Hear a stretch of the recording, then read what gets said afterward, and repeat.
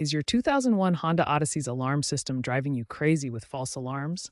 You're definitely not alone in this frustrating experience. The good news is that most false alarm issues stem from three specific components that commonly fail in this vehicle model. Let's examine why each of these components fails.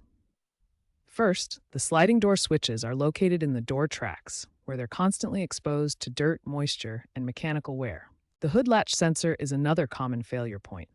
Located in the engine bay, it faces constant heat cycles and environmental exposure that can cause corrosion and misalignment. Key fob malfunctions round out the top three issues.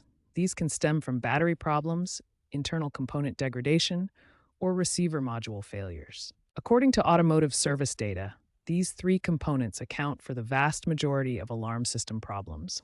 40% of issues trace to sliding door switches, 35% stem from hood latch sensors, and 20% relate to key fob malfunctions.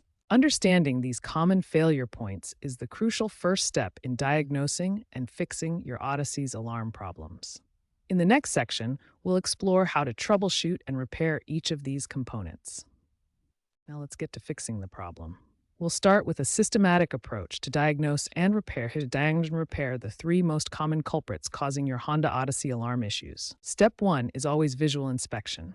Look for obvious signs of corrosion, damaged wiring, or loose connections. This corroded wire bundle is a perfect example of what to watch for. For sliding door switches, use a multimeter to check continuity. This test shows a good reading of zero point 0.1 ohms. Bad switches will show infinite resistance or no continuity. Hood latch sensors often just need cleaning with electrical contact cleaner. Spray the sensor, realign if necessary, and apply dielectric grease for protection. This simple fix works in 75% of cases. Key fob problems are often solved by replacing the CR2032 battery, which costs just $3 to $5.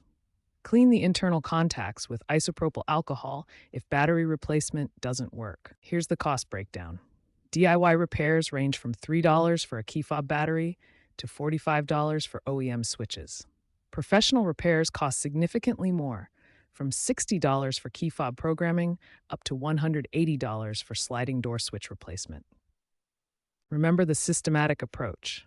Start with visual inspection, test electrical continuity, and isolate each component. If you're not comfortable with electrical work, professional diagnosis is worth the investment to avoid further damage.